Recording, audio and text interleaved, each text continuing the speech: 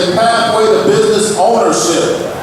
Having a trade is a pathway to business. Come on, y'all need to hear y'all say it loud, but I want y'all to believe it. Having a trade is a pathway to business ownership.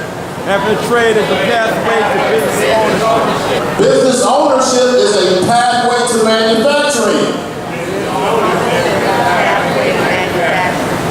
Y'all falling asleep back there. Come on, man. Manufacturing is a pathway to wealth. Manufacturing is a pathway to wealth. Y'all like, oh, okay, I like that. I'm gonna say that. Manufacturing anything. Think about it. There was over 10 million people who were interested in lowriding around the world. So when I made one thing, I had 10 million people that said, I need to get one of those on my car. So think about it. If you sell a product that costs $1, and you got 10 million people that said, I'm interested in that product, y'all. Do y'all get that? See what I'm going with this?